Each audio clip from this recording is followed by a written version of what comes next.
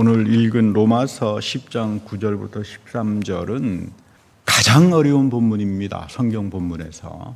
그 이유는 이 주의 이름을 부르는 자라고 하는 이 말은 구약의 인용입니다.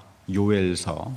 그러니까 여러분, 요엘은 출바벨론 전통에서 예레미야 33장의 새 언약을 이어가는 마지막의 예언자예요. 그러니까 예레미야의 새 언약의 축복, 요엘의 이 축복이 맨 처음에 인용되면서 해석이 되는 곳이 사도행전 오순절 성령 사건입니다. 여러분, 사도행전 오순절 성령 사건에 베드로가 이 요엘을 인용하잖아요. 주의 이름을 부르는 자는 구원을 얻을 것이다. 그 사건이 회개와 말씀을 통해서 세례를 받는 걸로 나타나잖아요. 이게 교회의 시작입니다. 바울은 어마어마한 신학자예요. 어마어마한 신학자인데 예수의 십자가 부활과 다시 오심이라고 하는 메시아 시간 속에서 재해석을 합니다. 그래서 오늘은 바울이 이야기했던 내용에 포커스를 좀 맞추고 예레미야나 또는 요엘, 그리고 요엘에서 이야기하는 내용은 또 다릅니다. 여호와의 날에 남은 자들이 주의 이름을 부르면서 구원을 받을 거다. 그게 기본 텍스트예요. 그러니까 이 신약 성사학은 또 어떻게 나타나는지, 사도행전에서 오순절날 성령 속에서 이 사건이 또 어떻게 죄사함으로 나타나는지, 이러한 부분은 제가 틈틈이 하나씩 차근차근하게 설교를 할 테니까 여러분 좀 이해가 잘 안 가더라도 시간이 지나면 오겠지, 그런 마음으로 생각하시면 좋을 겁니다. 누구도 사실 십자가를 좋아하지 않습니다. 꺼립직한 거고 고통스러운 거고 인정하기 싫은 그런 상징이죠. 또는 십자가를 져야 된다, 신앙생활하면서 그런 말을 많이 듣는데 원래 본 뜻은, 내용은 좁은 길로 가는 거예요. 예수님이 좁은 길로 가셨어요. 바리새파주의적인 그런 어떤 그 국차나 또는 제사장의 구구나 그쪽으로 가지 않았죠. 예수님은 자기가 가는 길이 좁은 길인데 그 복음의 길이에요. 십자가의 길이라고 말을 합니다. 꼭 내가 무슨 나무 십자가를 지고 다니는 거를 십자가의 길이다 이렇게 말을 하진 않습니다. 어느 유명한 목사님 설교에 참 이번 탄핵 정국 때문에 힘들었다, 아무 말도 안 하고 있으면 또 왜 말을 하지 않느냐 또 와가지고 시비 거는 그런 성도들도 계시고, 자기가 제일 힘들었던 거는 가짜 뉴스를 퍼뜨려서 우리 목사님이 좌파 목사다 그래가지고 막 교회를 떠나는, 그래서 얼마나 마음이 상하고 아팠으면 그런 이제 말씀을 간증하는 걸 제가 들었습니다. 사실 여러분, 자유민주주의라고 하는 말은 굉장히 중요한 말입니다. 우리가 얼마나 자유민주주의라고 하는 말을 알고 사용하는지는 잘 모르지만 여러분들이 다 아시겠지만 리버럴 디모크라시라고 하는 말은 이거 성경에서부터 온 거예요. 첫 번째 원리가 non-maleficence, 남에게 해로움을 주지 않는 겁니다.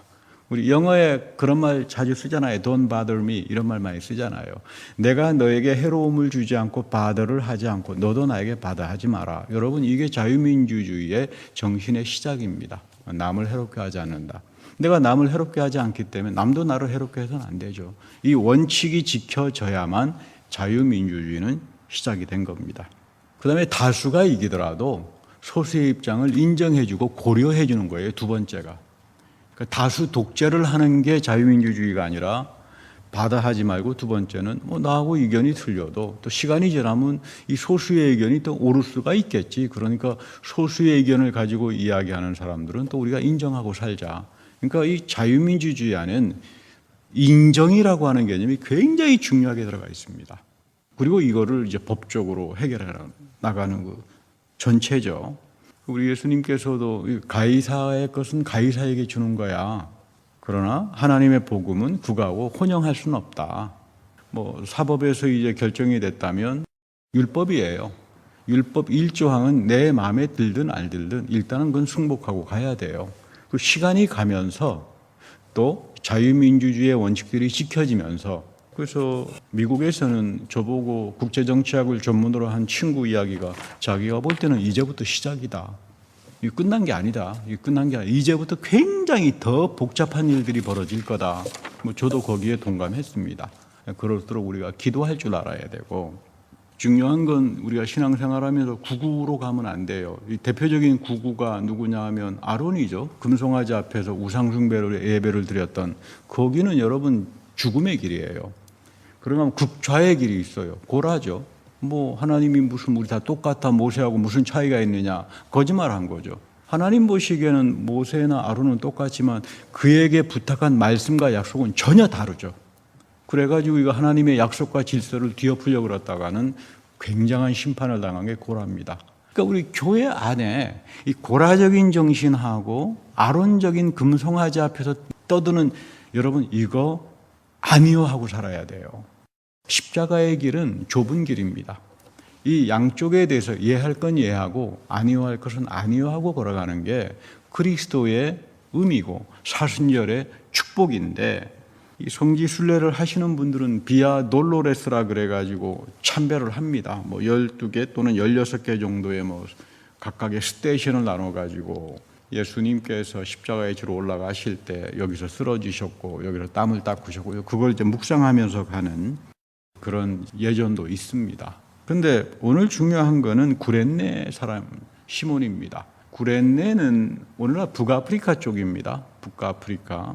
애굽에서 출애굽에서 이렇게 이집트에서 이제 가까운 쪽 지역의 북아프리카의 지역인데, 거기에 사는 사람이 시몬이 오늘 이 명절에 참석을 했다가 결국 이제 이 갑작스러운 예수님의 십자가의 일을 경험하게 되는데, 사도행전 2장의 오순절날 성령 사건에서도 보면 구레네 사람들이 오순절에 명절에 찾아왔다가 그 엄청난 성령의 임재를 체험하는, 그리고 죄사함의 은총을 체험하는 그런 이야기들이 나오기도 합니다. 우리 오늘 읽었던 마가복음 15장 21절에서는 이 시몬의 두 아들 알렉산더와 루포가 살고 있었다. 그러니까 지금 예루살렘에 살고 있던 알렉산더 루포의 아버지인데, 아마 이제 구레네는 많은 유대인들이 디아스포라로 이주해 가 있다가 자기네 나라에 이제 명절이 되니까 왔다가 이제 예수님을 보게 되는 거죠. 유월절을 지키려고 왔다가 이제 그 십자가 사건을 이제 경험했는데 우연찮게 예수님의 십자가를 지게 된 거죠. 칼리 지브란이라고 하는 유명한 작가가 있습니다. 이분이 이걸 가지고 쓴 소설에 보면 그 시몬이 진 십자가라고 하는 그 제목의 글이 있는데, 거기에는 역사적인 내용을 담고 있어요. 예수님께서 시몬의 어깨를 만졌다 그래요. 십자가를 지는. 그때 굉장한 그 말로 표현할 수 없는 평화를 느꼈다. 십자가의 삶 속에는 기독교인들의 위대한 점은 우리가 좁은 길을 걸어가는 사람들에게 부활의 그리스도는 여전히 그분의 손으로 위로하고 만져주신다. 네, 이 부분을 이야기하는데, 이제 나중에 아들들이 로마로 이주하게 되고 거기 가게 돼서 결국 로마 교회에서 굉장히 위대한 믿음의 지도자로서 살게 되는데, 우리 사도 바울 선생도 로마서 맨 마지막에 보면 루포의 아버지 이야기가 나오죠. 그분은 나의 아버지다. 그만큼 이제 믿음의 거장의 역할을 했던 이 분이 결국은 예기치 않게 그리스도의 십자가의 삶에 동참하면서 주님의 은혜를 입었던 사람이다. 이제 그런 이야기가 나옵니다. 구레네 시몬은 하나님이 부르시고 선택한 거죠.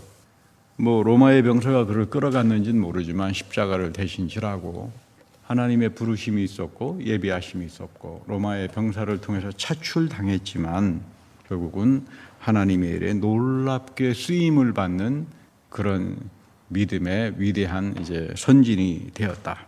이사야서 43장에 보면 하나님께서 그런 말을 합니다. 너는 내 것이다. 선택되는 사람들, 난 너를 선택했다. 그리고 부르고 선택했으면 나는 버리지 않는다. 그러니까 하나님이 여러분들을 부르십니다. 우리를 부르십니다. 그리고 선택합니다. 그리고 마지막까지 삶을 인도해 나가십니다. 나는 버림을 당하지 않을 것이다.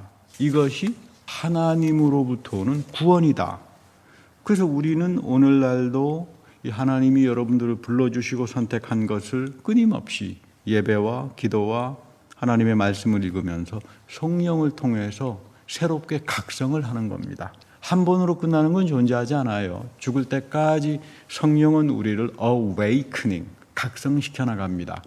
예수님의 십자가 부활 속에서 일어난 그 위대한 사건이 오늘 내가 믿음의 삶이라고 하는 것은 좁은 길, 그리스도와 더불어 그 말씀의 가치를 가지고 살아가는 사람들에게 끊임없이 성령이 와서 나를 각성시켜서 하나님 보시기에 복된 삶으로 인도하는 거다. 여러분, 이것이 믿음 생활이고 바로 여기에 하나님의 구원이 있는 거다. 그래서 오늘 로마서 10장 13절에서 아주 중요한 말을 합니다. 누구든지 주의 이름을 부르는 자는 구원을 얻을 것이다. 이거 원전으로 읽어보면 동사가 과거형이 아니에요. 미래형으로 되어 있습니다. 많은 분들이 착각을 해서 요즘은 그래도 많이 배운 목사님들이 계셔서 영어로도 좀 읽으시고 원전으로 읽으니까 오해는 잘 안 하는데, 이 미래형으로 되어 있는 거를 과거에 다 끝났다, 이렇게 원타임 베이시스로 끝나버렸다, 요렇게들 이제 잘못된 해석을 하다가 보니까 잘못된 구원론으로 이제 정착이 됐는데, 그런 건 아닙니다.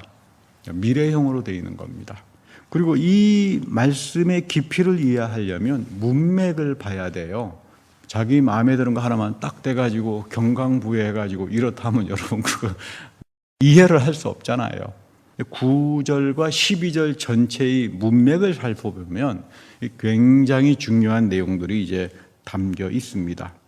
나의 입으로 예수를 주로 시인하라. 로마 시대의 주 아도나이는 로마 황제입니다. 1년에 한 번씩 로마의 황제를 나의 아도나이라고 부르는 절기가 있습니다. 국가의 대명절이죠. 1년에 한 번씩 그걸 행사합니다. 그런데 우리의 아도나이는 로마 황제가 아니다. 우리 십자가에 죽고 부활하신, 그리고 성령으로 우리에게 오시는 이 예수 그리스도가 우리의 아도나이고 너희들 이거를 시인하고 살아가라, 그런 말입니다. 그렇다고 해서 바울은, 그러니까 이거 굉장히 정치적으로 위험한 건데 가서 순교당해라, 그런 말을 하는 게 아닙니다. 너희들이 타락한 세상 속에 살아가지만 우리들의 영원한 주인이 되시는 하나님 아버지는 예수 그리스도 안에서 우리에게 오셨기 때문에 그 십자가의 삶, 그 말씀의 가치, 좁은 길을 추구하면서 살아가라 하는 이제 그런 이야기입니다. 두 번째는 나의 마음에서 믿습니다. 무엇을 믿느냐 하면 십자가에서 비참하게 죽은 예수가 하나님께서 부활시키셨다. 내 마음에서 믿는 거죠. 아마 이거 로마 사람들, 로마에서 있는 이방인들 또는 유대인들 믿지 못할 겁니다. 아니, 팔레스티나에서 맥없이 십자가에서 죽으신 예수가 하나님께서 살려내셔서 오늘 부활의 주님으로 성령으로 우리의 예배 속에 임재하신다. 이거 믿지 못하죠. 이성으로도 믿지 못합니다. 그러니까 마음으로 믿는다라고 하는 말은 뭐냐면 성령이 너희들에게 오셔서 믿음을 부어주실 때 비로소 나는 내 믿음의 진정성을 가지고 이 예수 그리스도로 나의 주님으로, 부활하신 주님으로, 그래서 이것이 나를 장차 구원으로 인도할 거다. 그러니까 바울에게는 구원의 사람이란 누군가, 내 마음속에 2000년 전의 역사적 예수가 십자가에서 돌아가시고 그리고 하나님께서 부활시키셔서 내 마음에 성령을 부어주셔서 나는 이건 믿을 수 있다. 그래서 나는 이 예수 그리스도만이 나의 아도나이 주님이고 공개적으로 내가 시인하고 살아가겠다. 여러분, 이 사람을 가리켜서 우리는 구원의 사람이요 믿음의 사람이라고 말을 하는 겁니다. 그래서 사람은 마음으로 입어 의로움에 이른다. 마음으로 믿어 의로움에 이른다. 성령이 주시는 믿음을 통해서 나는 하나님께서 나를 의롭게 해주신다, 그 말이에요. 의로움으로 이룬다라고 하는 건 내가 믿음이 좋으니까 내가 의로움으로 간다는 그런 뜻이 아닙니다. 이 원문이. 하나님께서 너를 의롭게 하신다. 너희들에게 성령을 부어주셔서 믿음을 가지면 이 예수를 믿기 시작하면서 하나님이 너희들을 의로운 사람으로 justifying 여겨주신다. 여러분, 이것이 바울의 구원론의 핵심이고 믿음으로 구원 얻는다는 말의 내용이고 이게 종교개혁에서 터져나왔던 내용입니다. 그러니까 종교개혁의 구원론이라고 하는 건 오늘날 개신교 전체를 포함하는데 보통 이제 주류 교단이라고 하는 쪽에서는 이 원칙에 대해서는 정확하게 같이 고백합니다. 그러니까 믿음으로 구원받는다는 말은 뭐냐면 하나님께서 성령을 내 마음에 부어주셔서 예수의 십자가 부활이 나를 위한 사건이다. 나는 여기에 참여하면서 하나님이 나를 의로운 자로 여겨주신다. 하나님이 여러분들을 의로운 자로 여겨주셔야 내가 구원을 받을 거 아닙니까? 그러니까 이거 내가 믿음을 가지고 내 스스로 의로움에 이른다. 이제 이런 식으로 좀 번역이 좀 오해할 수 있도록 되어 있는데 이제 그런 내용은 아니다. 그런 이야기입니다. 그래서 사실 중요한 거는 죄사함의 은총이에요. 주의 이름을 부르는 자는 구원을 얻을 것이다라고 하는 그 말의 본뜻은 예수의 십자가 안에서 죄사함의 은총이 나에게 오는 사람들, 그것이 하나님이 나를 의롭게 여겨주시는 거죠. 내가 하나님 앞에 어떻게 의로움을 입을 수 있겠어요? 내 능력으로는 못합니다. 내가 봉사를 많이 한다 그래서 하나님은 나를 의롭게 봐주지 않아요. 예수의 십자가에서 흘러내리셨던 그 은혜, 그 죄사함의 은총을 통해서 나의 죄를, 내가 생각하지도 못했던 모든 것들을 끊어내시는 거예요. 그리고 나는 이거를 세상에 나가서 시인하며 살 거다. 테스티모니라고 그러죠. 이걸 성화라고 이야기합니다. 성화의 징표를 가지고 살아간다. 이거 전도하라는 그런 말은 아니에요. 너가 죄사함의 은총의 가치를 가지고 살아간다면 세상에 나가서 너는 테스티모니 해야 돼. 너 삶으로 그렇게 살아야 돼. 그게 가장 대표적인 케이스가 뭐냐면 느메시스 원리잖아요. 내가 하나님으로부터 탕감할 수 없는 은혜와 죄의 용서를 받았기 때문에 나는 정죄하지 않고 살아간다. 여러분, 이게 테스티모니예요. 입으로 신은하는 사람들. 너희들 로마에 살아가지만 이 로마의 이 노예제도와 많은 것들이 있지만 그러나 정죄하지 말고 로마도 구원을 얻어야 될 거 아니에요. 하나님으로부터 죄 사함을 입어야 되기 때문에 이 예수 안에서 하나님의 이 넘치는 구원의 사건이 나타났기 때문에 이것을 너희들은 입으로 시인하면서 살아가라. 이것이 아름다운 것이다. 이런 이야기입니다. 그래서 바울은 이런 구원에는 차별이 없다. 유대인이든지 이방인이든지 누구든지 이 예수를 아도나이로 고백하는 자들에게 하나님의 넘치는 죄사함의 은총과 성화의 징표가 드러날 것이고 그 좁은 길을 걸어가는 사람에게 시므온처럼 하나님께서 베풀어 주시는 은혜와 그 위로가 넘쳐날 거다. 그런 이야기입니다. 구레네 시몬은 십자가를 졌던 좁은 길에서 그 전체 가정이 그리고 초대교회에 아주 존경받는 믿음의 지도자가 됩니다. 믿음의 사람이라고 하는 건 뭘까? 여러분, 좁은 길로 가는 건데 말씀의 가치를 가지고 살아가는 사람들이에요.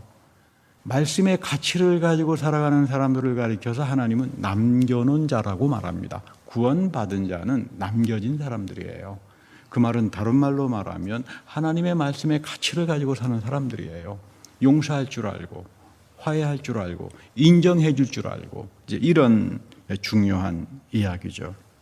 오늘 우리가 이사야에서 히스기야를 만납니다. 그는 생사의 문제에서 하나님의 구원을 체험한 대표적인 사람이었습니다. 히스기야 왕 14년 때 아수르의 산헤립 왕이 쳐들어와서 무조건 항복을 요구합니다.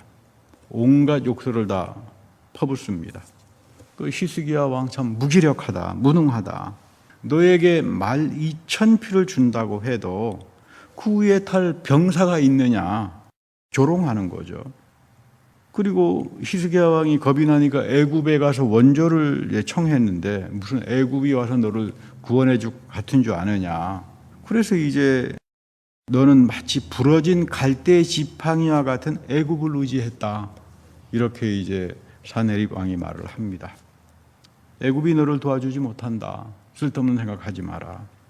그리고는 마지막 너희 모든 신들이 다 나 앞에서 쓰러졌다. 너의 주 하나님도 나의 손에서 쓰러질 것이다. 예루살렘을 과연 구원할 수 있겠느냐? 너의 야훼 하나님이 이제 이런 겁니다. 근데 이제 히스기야는 이런 어려움을 경험했을 때 정치적으로 또는 경제적으로 타협적으로 외교적으로 해결한 게 아니라 믿음으로 해결하려고 그랬어요. 이게 이 히스기야의 위대한 점입니다. 유대인들에게 너희들 그 유대 왕국에서 가장 무능한 왕이 누구였니? 그러면 히스기야라고 해요. 가장 무능했던 왕. 근데 존경하는 왕이 누구냐 그러면 다윗보다는 히스기야를 더 존경한다 그래요. 그는 믿음을 통해서 하나님의 구원을 경험한 사람이었다. 다시 말하면 믿음 생활에 하나의 본보기, 이제 모델이 이제 된다는 이야기죠. 히스기야 왕의 기도 속에 그런 겁니다. 하나님, 내 다른 건 다 참을 수 있는데 주님의 이름을 조롱하는 것은 나는 참을 수가 없습니다. 그 주님의 위대한 이름, 여러분 구약에서 주님의 이름은 1년에 한 번 욤키푸르 대제사장이 전체 이스라엘 백성들의 죄를 대사면하는 날 지성소에 들어가서 딱 한 번 이름을 부르는데 어떻게 불렀는지도 몰라요. 그 이름을 망령되게 읽었지 못하니까. 그래서 보통 하셈이라고 불렀다 그래요. 히브리 말로 하셈, 위대한 이름이다 이 말이죠. 근데 이 위대한 이름을 이사야는 아버지로 말합니다. 그리고 예수 그리스도는 우리들의 아버지다. 인격적인 분으로 예수의 십자가 부활 속에서 너희들에게 오신 이 하나님의 위대함은, 이 주의 이름은 너희들에게 히스기야처럼 구원을 일으켜 나가고 구레네 시몬처럼 하나님의 넘치는 능력의 역사가 나타나고 너희들이 죄사함의 은총을 통해서 세상에 나가서 이 말씀의 가치를 가지고 살아갈 때 너희들에게는 우리가 상상하지 못하는 놀라운 일들이 터져날 거다. 이거를 성경은 다 알았으면 좋겠는데 모른다 그래요. 눈이 떠도 이걸 보지 못한다. 마음으로도 믿지 못한다. 성령만이, 불러주신 사람들을 통해서 성령에 의해서 그 믿음을 가진 사람만이 남겨진 자들이고, 이들을 통해서 하나님은 마지막 때 놀라운 일들을 펼쳐나가실 것이다. 저는 여러분들이 이 사순의 절기에 이런 믿음, 예수 그리스도 주님의 이름을 부르는 자들의 그 축복과 그 권능과 그 은혜 가운데 권하기를 간절히 바랍니다. 우리 히스기야 왕은 내가 아이를 낳고 싶지만 해산할 힘이 없다. 이 십자가의 고통의 어떤 고통스러움의 아픔에 대한 느낌이죠. 이 고통을 말합니다. 나는 더 이상 이거 내 힘으로 할 수 없다. 근데 하나님은 여기서부터 시작합니다.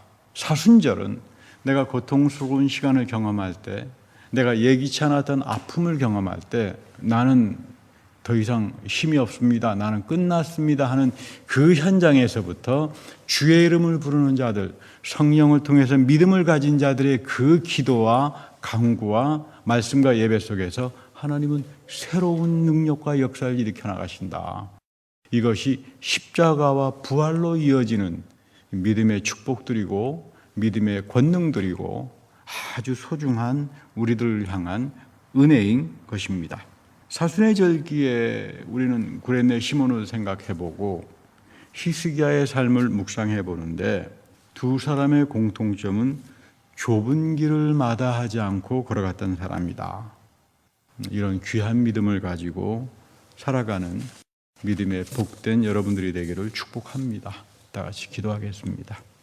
하나님, 사순의 절기에 모두가 한쪽으로 치우쳐져서 살아갈 때 정치도 경제도 타협이 아니라 믿음 안에서 주님의 이름을 부르면서 예배를 사랑하고 기도와 축복 속에서 주의 이름을 부르며 살기를 원하는 믿음의 식구들에게 히스기야에게 베푸셨던 그 놀라운 구원의 축복이 구레네 시몬에게 주셨던 하나님의 넘치는 위로와 사랑이 이 마지막 때 남겨진 자로서 주님의 이름을 부르며 살아가는 주님의 귀한 성도들에게 넘치게 하여 주옵소서. 우리 구주 예수 그리스도의 이름으로 축복하며 감사 기도드립니다. 아멘.